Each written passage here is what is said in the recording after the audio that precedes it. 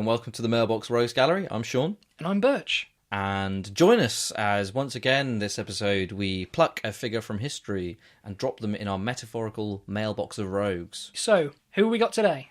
Well, I haven't got anybody. I thought you had somebody. No, I thought it was your turn this week. Well, no, I mean, I thought you had somebody in mind. No. You got nothing. I got nothing. I got nothing. Oh, shit.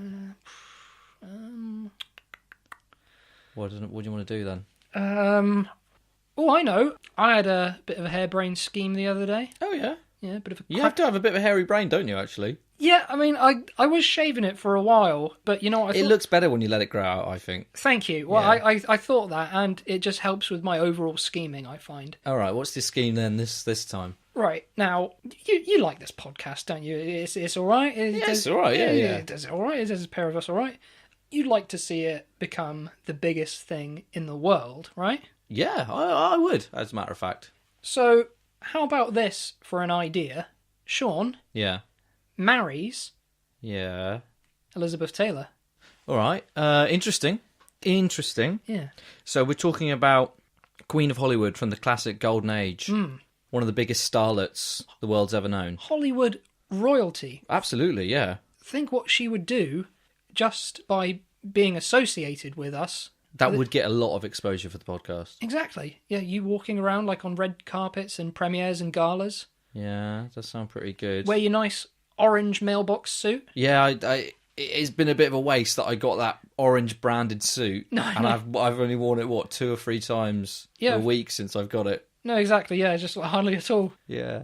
Well, yeah, I mean, I'll be honest, it's quite a big commitment for me to make. I suppose it is. Marriage, yeah. So, I'll be honest, I'm not convinced. I think it's an interesting idea. Mm-hmm. Let's talk about Elizabeth Taylor a bit, and then see how I feel. That's a good idea. What we can do, try and get you as compatible as we possibly can. Maybe you'll learn a few things about her yourself that you find quite nice, make you a bit more keen. Yeah, all right, yeah. I mean, I am willing to completely overhaul my personality for the sake of the podcast, so I can reform myself completely. Because in my spare time, you know, as a wedding planner and a couple... Oh, I didn't know you're a wedding planner. Wedding planner, couple maker, that's right. Do you mean matchmaker or couple maker? Couple maker sounds like something like a mad scientist would do. And now I'm just thinking, you did say you had a harebrained scheme, which is also something a mad scientist might say. I'm not a matchmaker. I don't make matches. I make couples, mate. Right, okay. Again, we'll just skirt over this because I don't know exactly what you mean by that. Well, you'll see, and you'll thank me for it in the long run, I'm sure. Okay. At the very least, gives us something to talk about this episode. Oh yeah, are the mic's still on? Yeah, they are still rolling. Oh yeah, it gives us something to put out this week, I guess.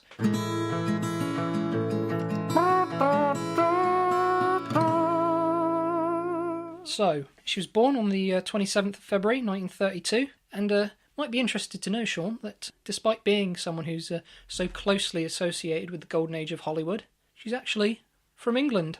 England? Oh, I'm from England. See, you've got something in common already. We've got so much in common, yeah. Whereabouts in England? Grew up around Hampstead, suburb in London. I've heard of London. I've been to London. It's getting better and better the more we yeah. talk about it. I always thought she had a bit of a Londoner Cockney swagger to her, actually. Some people paint her as quite an elegant figure. I always thought she had a bit of swagger. No, well, I mean, she's She's a geezer. Exactly, a Cockney geezer. I mean, like with the kind of jewellery and that she wears, she's very much like Pat Butcher from EastEnders. You could say that, couldn't you? Yeah. Also interesting thing about her, quite striking as well, her appearance. She's considered one of the most beautiful women, and she had quite interesting eyes. Yeah? Yeah, her eyes were violet. She had purple eyes. She had Barney the dinosaur purple eyes. Wow, that's purple. The purplest. Yeah. Put Barney to shame, if anything. Well, yeah, I mean, it's like you see that when you go to home base, you know, you look through those Dulex colour cards, all the different shades of purple. The purplest of them all is Barney the dinosaur purple. Yeah. That's right, it's just a picture of Barney at the end of the cards. Yeah. But no, so she had, He taught me so much. He taught me my 1, 2, 3s, my ABCs, sharing is caring. Yeah, I learned so much from that dinosaur. Mm-hmm. Getting a bit emotional just thinking about it. Yeah. If her eyes are anything like that dinosaur, we're going to get on great. It's sad to think that he is now fossil fuel. Yeah, but he was always about giving, wasn't he? Yeah, I mean, the star that burns twice as bright dies twice as quick. Yeah. Right, let's move on because I'm getting upset. Yeah, I'm sorry. So she had violet eyes, and she also had double the amount of eyelashes of a normal person. Really? So she had as many eyelashes on her face as we've got between us? Yeah, yeah. She had 2 humans' worth of eyelashes. Where were they? Like, one set's above her eyes, the other's on her foot, or...? Well, what was so great is I think she could kind of chop and change as she saw fit. So, like... Hang on, so these were detachable fake eyebrows. Wait, are we talking about eyebrows or eyelashes? Eyelashes. Okay, yeah. Oh, 2 sets of eyebrows, that would be fucking cool. You just look surprised all the time. But no, yeah, she had 2 sets of eyelashes, and she'd do things like she'd make a little moustache for herself with her eyelashes, go into gentlemen's clubs. Wow, okay, yeah. Down the old Vic. Yeah, that's right, yeah, down the old Vic. So what is this, like some sort of genetic mutation with the eyes and the eyelashes? They called it a genetic mutation, which, like I say, considering she's considered one of the most beautiful women ever, it's quite a... I know, it sounds like a bit of a put down. Well, I mean, you're probably thinking the same thing as me, though, aren't you? X-Men. Oh, yeah. Yeah, well, I was... Yeah. She would have made a great contribution to the X-Men. I just picture it now with, like, the great TV theme.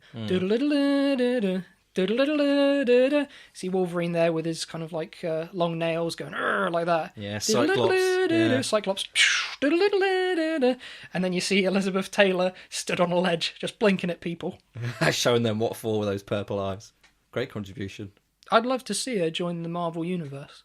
Yeah, I mean, you know, you're good mates with Stan Lee. You can probably make that happen, can you? Best mates, yeah. Oh, I'm sure. Well, hang on. Best mates. Yeah, best mates. Better mates with him than you are with me. Yeah, Stanley. Wait, hang on. I'm not sure we're talking about the same person here. I'm talking about Stan Lee, not your mate Stanley from down the pub. Oh, right. I can see how you got confused, actually. And now that you mention it, I've had so many conversations with people about Stanley who I didn't even know that he knew. Yeah. Just like, oh, I love Stanley. He's like, you met Stanley as well? Fucking hell, Jesus Christ, he gets around a bit. Yeah. Like talking to people on holiday, like in America, just like, I am the biggest fan of Stan Lee. I was like, fuck it, how do you know him as well? Has he been grouting your tiles as well? I can see why you got confused. Yeah, that is a very understandable mistake to make. Well, I don't know Stan Lee, I'm afraid. Difficult. All right. Well, pitch it to your mate Stanley. See what he says. Oh well, yeah, he's good with his hands, so I'm sure he can make something. Right. Well, I mean, I'll be honest. I find the genetic mutation quite alluring. Well, a couple of other things that I already knew about Elizabeth Taylor. She gave Michael Jackson his first Christmas. Oh. Did you know that? Because he was a Jehovah's Witness, so he never had a Christmas. That's fine. You know, that's part of their belief structure. But she gave Michael Jackson his first Christmas. That's nice. Do you think... I picture it being like almost one of those kind of children's cartoons where she kind of comes around. It's like, hey, Michael, I'm here to show you Christmas. Elizabeth, but what's Christmas? What's Christmas? Breaks into a song explaining it all. Yeah, they're both two kind of magical people. I expect it went down like that. Yeah, but I also hope that they did your kind of traditional Christmas as well. You know, pulling Christmas crackers, reading those shitty jokes to one another. Yeah, wearing the hats. Yeah, I can imagine the two of them just sat at a little dining table, just finishing off the last sprout on their plate with these hats. Oh. Michael just like, I'm stuffed, me. I haven't got room for anything else. Except that cheesecake over there. Classic Michael. It's just like him. Oh, and of course, all the great entertainment. Christmas films, yeah. Oh, yeah.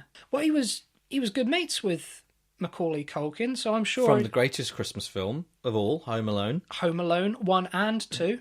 Yeah, absolutely. I mean, you know me, I'm a big fan of the Home Alone films. I've actually been working on my own kind of spin-off from the Home Alone films. Okay. So the thing I love the best about the two first films is they've got this really beautiful attitude to the disenfranchised in society.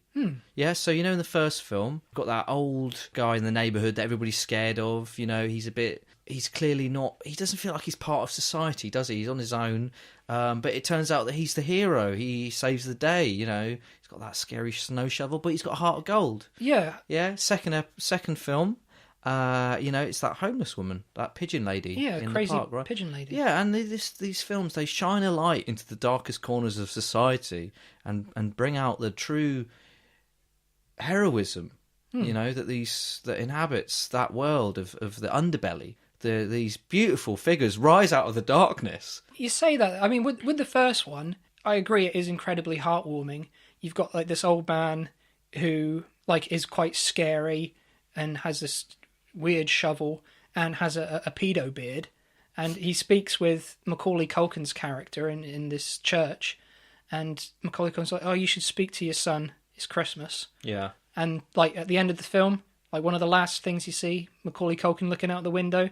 He's there with his estranged son, gives him a hug. Yeah, heartwarming. Heartwarming. Yeah. Now, is there a moment like that for the pigeon lady in New York? Yeah, I don't know if you remember, but sort of near the endish again, it's the setup and the payoff again. So like, just as it gets into the final third of the film, he basically sort of like flicks a coin at her. Huh. It's like a nickel, and kind of like lands in her palm, and he goes, "Clean yourself up, my love. You stink of bird shit."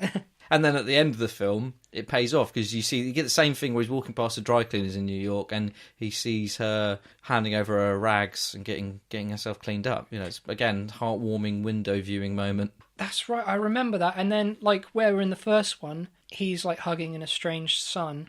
When Macaulay Culkin sees the woman in the second film, she's there in clean clothes now, hugging her estranged pigeon. Yeah, that's exactly how it plays out. Yeah, and those two characters really caught my imagination. Definitely. The snow shovel man and the pigeon lady. And so what I've actually been working on, I've not really mentioned this until now, but I've written my own spin-off sitcom about the lives of those two characters. The fact that hasn't been done yet is a crime. Yeah, well, it was a crime I wanted to rectify. I wanted to bring some justice to the world.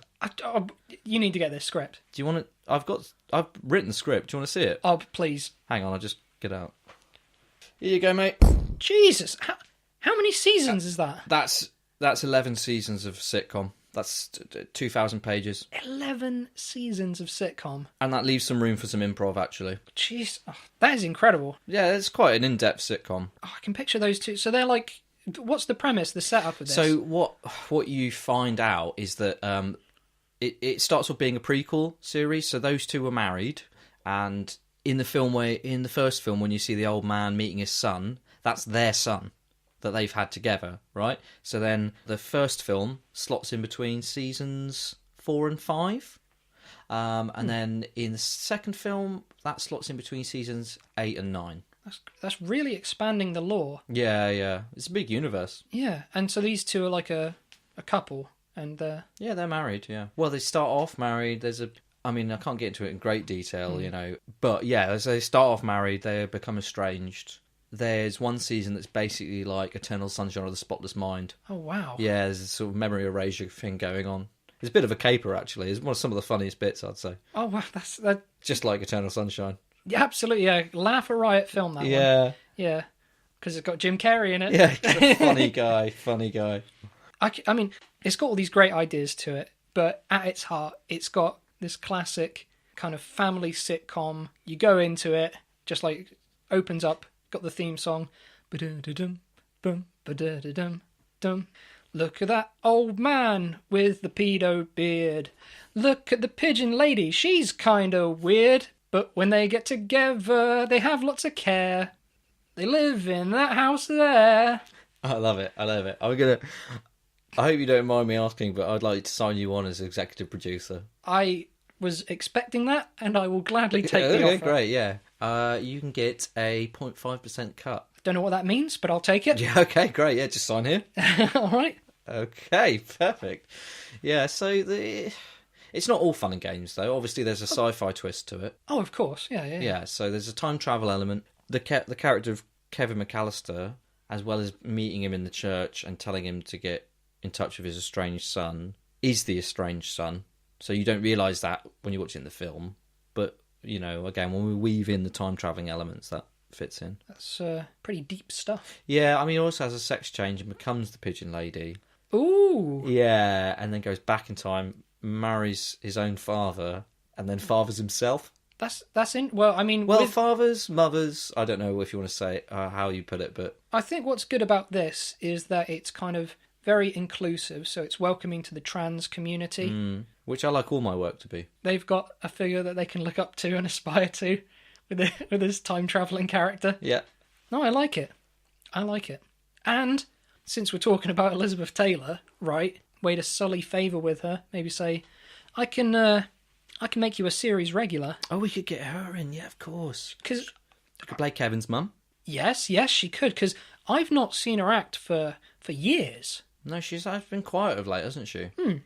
Yeah. Right, well, maybe another thing we can say to kind of entice her to marry me. I think we've got a good case at the minute for getting you married. I think one thing that'd be really useful if we're going to get me married to Elizabeth Taylor, Yeah. and maybe we should look at her previous husbands. Good idea. She was married 8 times 8 times to 7 to different men. 7 men. Yeah, so I mean, at this point, you can really get it down to a science how to marry her. Well, that's the thing. We can have a look. We can make it kind of a best of, worst of kind of thing. Say, get some of the best traits of all 7 of these guys, and you'll be married by the end of the year. We could do this, definitely. Well, let's have a look. Let's just have a look. Let's. She started with Conrad Nicky Hilton Jr.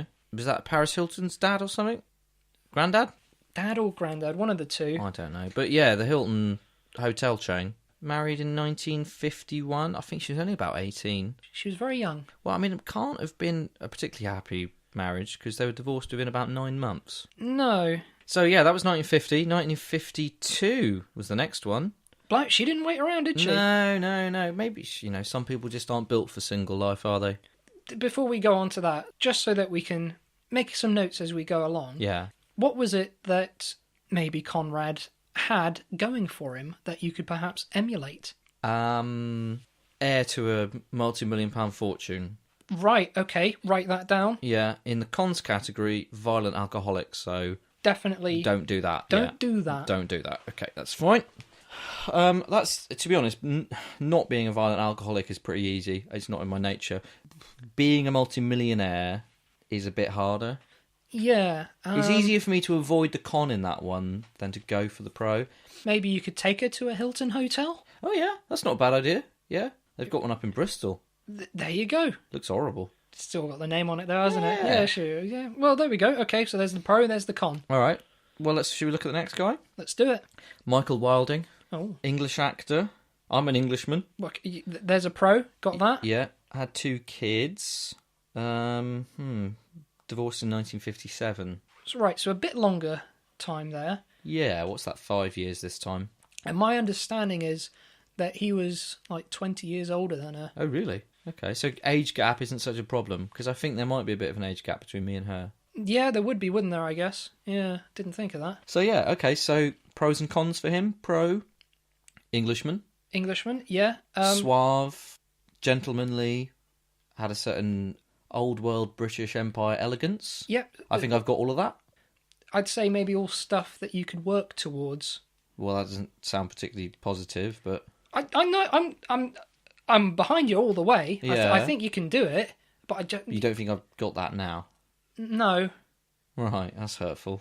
You're still wearing your bib from when we were eating food a second ago. Well, I still like to catch it in the bib, and then I can just sort of shovel some of it into my mouth. It was chicken soup. It was lovely chicken soup, though, wasn't it? I'm not faulting your chicken soup. Yeah, it was all right. I'm just saying, elegant that is not. Suave? You wouldn't say that's suave. I don't want to get out my tuxedo. No, the tuxedo I'm fully on board with. Right, okay, It's a yeah. great look. It just doesn't go well with your Teletubby bib. Okay. I mean, I don't know if I mentioned this, and you might be able to tell, but I've had chicken soup 4 times today. Right. So the soup that I've dropped into the bib, that's equivalent of a whole nother meal of soup. So that takes me up to 5 soups today. It's a lot of soup. You look quite concerned about my soup consumption. I don't know how much salt are you putting in that soup? It's mostly salt. It's like when I say chicken soup, it's water. I do it in order of ingredients, like the back of a packet of food. Yeah. So it's salt, then a bit of water. Did I say it was chicken soup? It's not. I just remember there's no chicken in it. Oh right. Okay. Well, It's just salt and water. what was I eating then? I got chicken soup in for you. Oh, right, but you just pretended. Yeah, I mean, I like it my way, but I know that not other people do, so I'm a gracious host like that. Well, like I say, Tuxedo love it, Bib lose it. And we're halfway there, I think. Okay. I'm not happy about it, but I'll have to get my saltwater some other way. All right. Well, so those are the pros. Don't know anything about his cons. Well, my understanding is that the age difference might have been a factor. Okay. And the fact that her star at the time was really rising, whereas his was kind of fading a little bit. So there was a bit of friction there. So I guess with that, the cons, don't be older than her. Which, already done. And nailed it. The other one is to maybe not be so jealous about maybe some of her fame and her career hang on. in general. I mean, don't forget, my star is on the rise. So I think hers and mine, hers is taking a bit of a dip. Hers and mine are going to meet in the middle pretty soon. So we've righted those cons. So as far as I'm concerned, that's sorted. That's a double tick for that one. Okay, Yeah. Let's move on. Right, next, Mike Todd. Well, this is the only one she didn't divorce because unfortunately he died. Oh. Well, I mean, there's one. Don't die. That was a con for that marriage, yeah. Yeah. All right. Well, okay, that's fine. I'm actually planning on living forever. Good. Did I tell you about my world record attempt? No, you haven't. Yeah, I'm trying to break the world record for world's oldest man. Ah. I'm just sort of taking it one day at a time. No, yeah, that's good. Yeah, I think with those kind of things, you got to start it early. Yeah, and yeah. put the days in, put the hours in. Yeah. Well, they say, what is it? 10,000 hours to be like a virtuoso, to be a genius. Yeah, to be decent in any sort of field, you need to put that amount of time in. I'd say I've done at least 10,000 hours towards this record. So what did he do for a living? Oh, he's a film producer and theatre producer. Oh, okay. So someone who works in media. We have this podcast. Yes, we are media people. We are men of media. That's how I've always considered us. Yeah, that's how I introduce us, actually. It's like, hello, have you met my friend Burch? He's a fellow man of media. And I say, hello, nice to meet you. I'm a man of media. Well, she had a daughter with this guy, Mike. Liza Todd. I don't know why that's funny. I don't know why that's funny.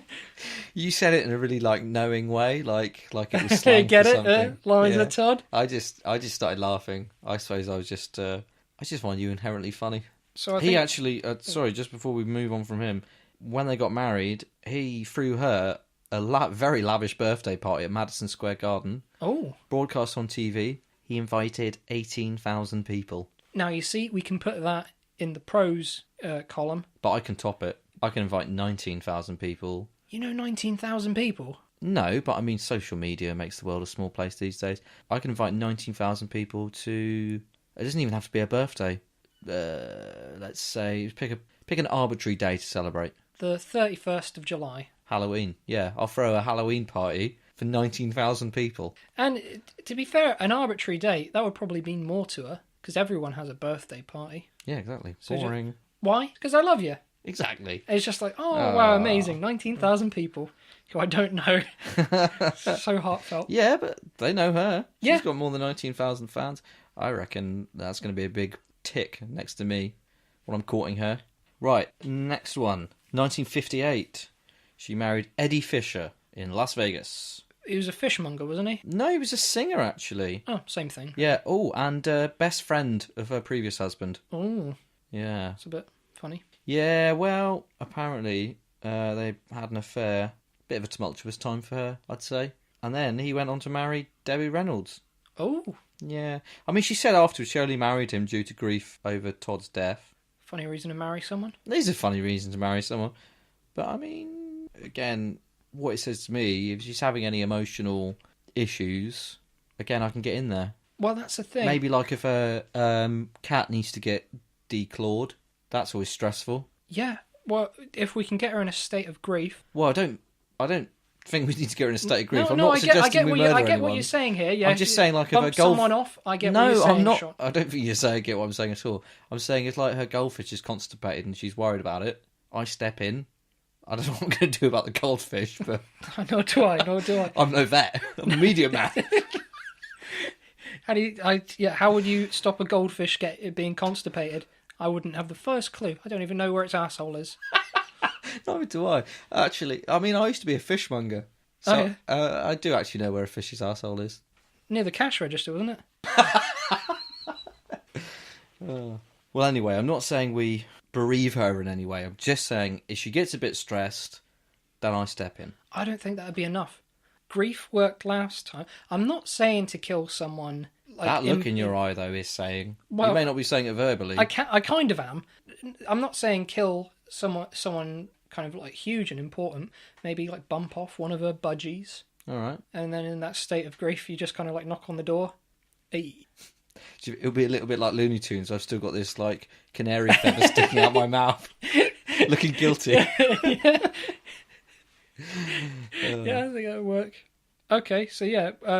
So with that, what we can take from that is that grief helps her to love. And you mentioned he was a singer. Do you know any songs? I could court her with a few. I sing a few songs when I'm courting. Oh yeah. Yeah, it's mostly like you know that Italian song. I don't. Please sing it. What's the matter, you? Hey, why you looking so sad? Hey, it's not so bad. Hey, it's a nicer place. I shut up in your face. Do you think I'll win her over with that one? I think you would, particularly if you've just killed her budgie. Yeah. You knock on the door. Why are you looking so sad? Yeah, exactly. and she's just crying, and then you're just cheering her up, consoling her. It's a not so bad. It's a nicer place. Maybe leave the shut up of your face. I just mumble. Yeah, I mumble through that bit, yeah. But the rest of it, I think Yeah. she would be impressed. She would be consoled. Okay, cool. Well, we've got a game plan. It's coming together. Yeah, it is. Right, next husband. So, big one, this one. This one's going to be a bit hard to top. Richard Burton, the actor. Oh, the husband's so nice, she went twice. It's true. 1964 she married this one, so this was a whole 6 years after the last one. So she had a bit of a grace period. Yeah. So they were co-stars in Cleopatra. They added another kid into the mix, as well as the other ones. I'm just listing all the kids because obviously I will be their new dad. Yeah. So they adopted a German orphan called Maria. That's fine. I like Germans. I like orphans. I used to love that film, Annie. Because they originally got together. They're having an affair on the set of Cleopatra. Both still married to other people. Bit of a whirlwind one with those two. They were kind of caught by the paparazzi, having a bit of a steamy time on a yacht. Oh. Yeah, in Italy when they were filming. They ended up being condemned by the Vatican for erotic vagrancy. Erotic Which sounds like the sexiest crime imaginable. Erotic vagrancy. That sounds like just two hobos bumming in a street alleyway. Not like two of the biggest stars of the time having sex on a yacht. No, you're right, actually. It doesn't sound so nice when I think about it. I can almost smell the erotic vagrancy in this alley. But no, I mean, like two of the biggest stars at the time, and Richard Burton is a fantastic actor, and apparently they did live a very lavish and luxurious lifestyle. He gave her a $1 million diamond necklace. Jesus. Okay, this might be... That's a pro for that one. Yeah, we're getting into difficult territory here now. Yeah, how we can emulate or top. Do you have anything in this room worth over $1 million? I would say if you combined a few things, it's getting there. But not one singular item. I don't want to give her like a few things at once, like a kind of hodgepodge like that. Yeah. Doesn't look as good as one big gift. I mean, I could rob a bank. Safety deposit box. I mean, Richard Burton had a lot of money. So to buy a diamond ring for him is as easy as going into the shop, giving money and taking the ring. With you robbing Is that how a transactional purchase would happen? That is how a transactional purchase works. Thank you for walking me through it. That's quite all right. Now, with you robbing a bank, you've got to choose the bank. You've got to plan out what you're going to do. Yeah. There's a lot of risk involved. And I think that says a lot more than just buying a diamond ever would. Well, it's like the old adage says, more risk, more romance. Absolutely. That's absolutely right. You know what? Just a bit of a callback to a previous episode. If I'm robbing a bank, rifling through safety deposit boxes, maybe I could get her Albert Einstein's eyes. They're in a safety deposit box in New York. That's true. Absolutely true fact, listeners who had not listened to that previous episode. Yeah, and that was another bit where people thought that was bollocks, but that is actually true. That is 100% true. Yeah. Just like the fact that his testicles are above a bar as well. Yeah, okay. Exactly the problem why nobody ever knows what's fact and what's fiction, but yeah. Okay, so Anyway, well, it didn't last No. with Richard Burton because of his alcoholism. Alcopops. His alcopops. His alcopop alcoholism. Oh, it's a dangerous It is. road to go down the It Alcopops. is. Those Bacardi breezes. Nothing like him. No, I mean, that's true. that's the problem. Well, yeah, the alcoholism and the infidelity. But I mean, we could say that's a con. But they divorced in 1974, remarried in 1975. Came back for seconds. Yeah, in Botswana this time. Oh, Lovely place to get married, Botswana. interesting. Yeah. But then they did divorce again less than a year later. Yeah. That is with the definition of on and off. So with that, we've already established not to be an abusive alcoholic. So we've got that in there. Yeah. You're going to rob a bank. That's good. Yeah, that's a pro, That's yeah. a pro. You're writing all this down, by the way. Oh, yeah. Yeah, Of okay, course, cool. yeah. In my best penmanship. God help us if you don't let her find these scribblings, all right? Really? Yeah, I don't want her to think this has been too planned out. See, I think if she saw how planned out this was, I think that she would feel very loved. Yeah. But I don't know, but spontaneity is quite romantic, isn't it? It is. If I just decided to marry her on the spot, she'd probably quite like that too. Yeah, that's true. Right, next husband. John Warner, Republican politician from Virginia. Ooh, So, virgin? Maybe? probably. Don't know. Just saying. Possibly. This is quite a long marriage for her, actually. Married in 1976. Again, she's only left 1 year between Yeah, the last marriage and this one. Doesn't hang about. She doesn't wait around, does she? They married in 1976, divorced in 1982. That's quite a long one. That's the longest marriage yet, isn't it? You said. Yeah. Now, this is probably the one that we want to focus most on the pros. Yeah, well, they had a bit of a whirlwind romance. They were married within 5 months of their first date. Oh. I reckon I can beat that. Oh yeah, 4.5 months. Well, nah, go on. I can be a bit quicker than that, I reckon. Yeah. Yeah, I will. What were you thinking? 5 or 6 days. Ooh, okay. Yeah, I like it. And I'll be honest, at the back of my mind when I said that, I'm thinking under promise, over deliver. Yeah, she might go for that. She might, go for yeah. that. Well, like I said, spontaneity. She does seem like quite an impulsive character. Yeah. So I think that would work in your favour. Yeah. I mean, they were married quite a while. She did get very bored of living the life of a politician's wife. So, I mean, it did result in her alcoholism and drug dependency spiralling out of control. Okay, maybe put that in the con section. Well, that's a con for her, not for the husband. Like, that's something I've got to watch out for. Don't let her get bored, basically. Okay, yeah, that's fine. So, I'll buy some rollerblades.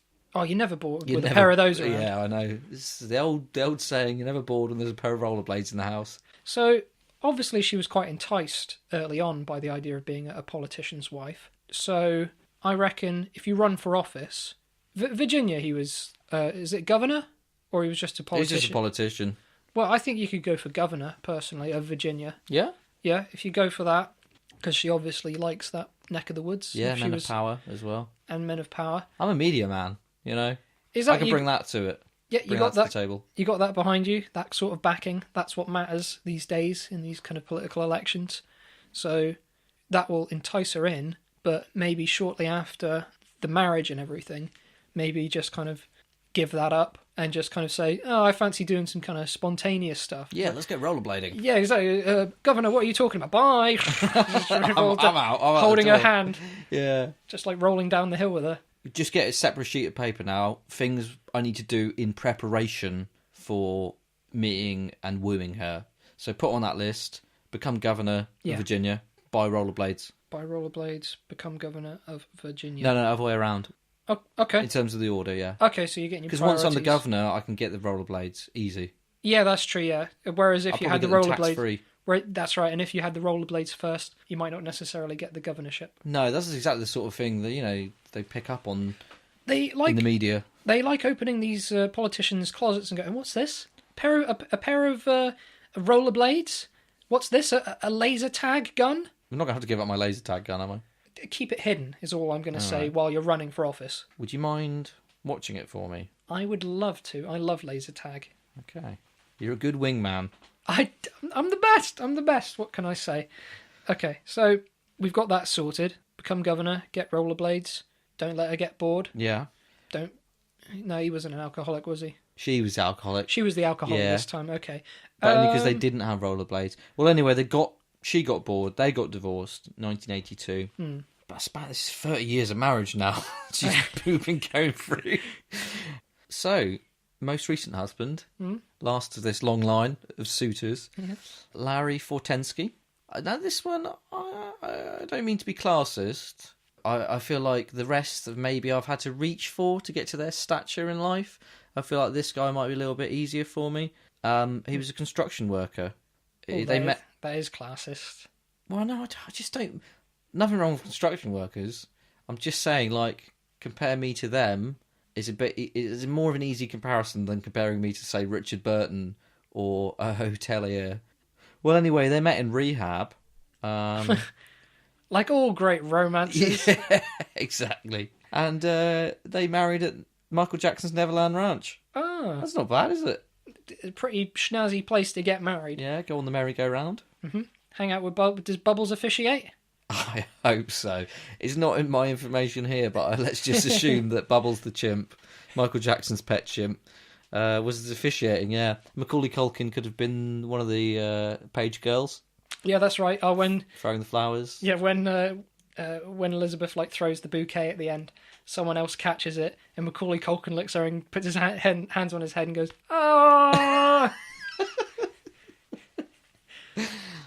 Sounds like a fun day. Yeah. Well, they managed to keep it together for 5 years. He lucked out, didn't he? Yeah. Drugs were the best thing that might have happened to him. He went to rehab and he ended up marrying Elizabeth Taylor. Yeah, I mean... Think of that. To be fair, though, he might have thought he was still tripping. Yeah, he was just going with it. Just rolling with the punches. All right, okay.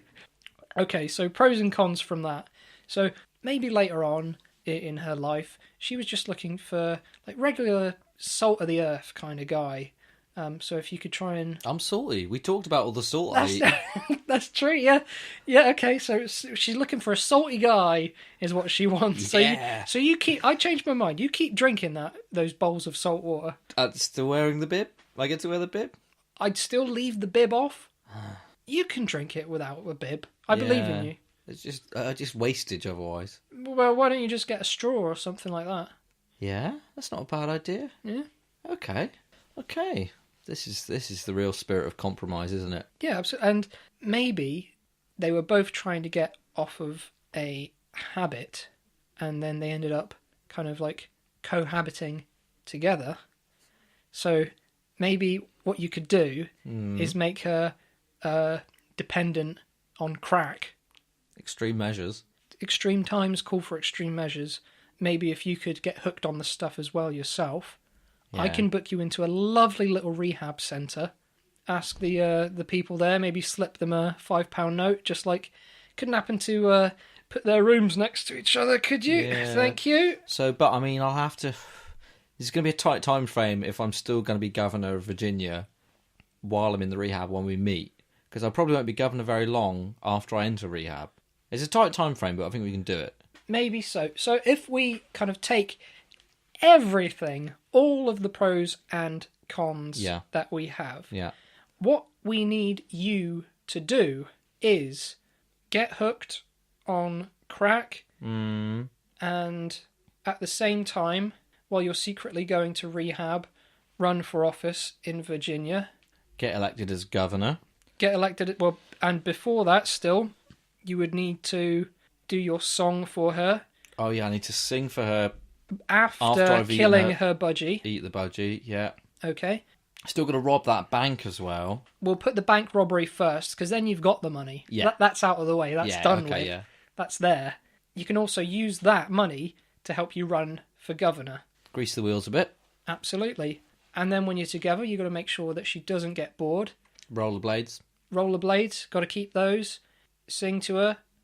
Don't be abusive or alcoholic. And don't die. I think that's about everything. I think that's everything. Have you ever considered a career as a life coach? Well, I consider myself something of a life coach. I'm just not paid for my efforts. Well, I'll tell you what. The real reward is in the happiness that I bring to others. Yeah. And when I marry Elizabeth Taylor, the exposure that we'll get is a podcast. Absolutely. Yeah, I'll be benefiting from that as well. Well, I think you're due some recompense for all the good work you do as a life coach. As an amateur life coach. I wouldn't say amateur. Well, I mean amateur only in that you're not professional. I wouldn't say I'm not professional. Well, you don't get paid, do you? So you're not a fucking professional. All right. So you're a fucking amateur. I'm not trying to have a go. I'm just talking about strict definitions of the words. We'll agree to disagree, but okay. All right, okay. Freelance. I'll go freelance. for that. Yeah. Let's call you a freelance non-profit life coach. Non-profit life coach. I like it. Yeah, okay. That's what I have on my card anyway. Okay, I don't know why you didn't mention that. And so it doesn't matter if you feel worthless, because chances are the people that are making you feel that way are more worthless than you. That is some good life coaching advice. Well, I'm just here to impart the wisdom. You're truly a wise man. You're truly a wise man. Thank you. Maybe sometime we should shine a light on this side of you and you can get your own life coaching podcast. Yeah, or better yet, if anyone maybe has any questions about life, the universe, and all their goings on, maybe they can contact us and let us know. Not a bad idea, yeah. What's our email address then? Our email address is mailboxroguesgallery@gmail.com. What's our Twitter? Our Twitter is @mailboxrogues. What's our Facebook? Our Facebook is Mailbox Rogues Gallery Podcast. Those are all the ways that Those people are all the contact ways, me. yeah. I've run out of questions. But yeah, please let us know if you have any questions about life or anything you want to know. And I think there's a whole archive of great advice that you've given if you listen back to our previous episodes. So if anybody wants to find them, could they find us on Podbean? Oh, yeah, I think don't put yourself down. I think there's been great advice coming from the pair of us over the Oh, past that's very few nice of episodes. you. Could someone say, for example, find us on iTunes? They could find us on iTunes. Could they find us on YouTube? They could find us on YouTube. Superb. All right, Birch. Well, I think we should stop recording now and go set this plan into action. Yep, we've talked about the life and times and also the husbands. We're ready. We're gonna, ready to We're do gonna this, get. yeah. Let's get you hitched. All right, listeners. Goodbye. Till next time. Yeah. Oh, well, I forgot something. What? She died years ago.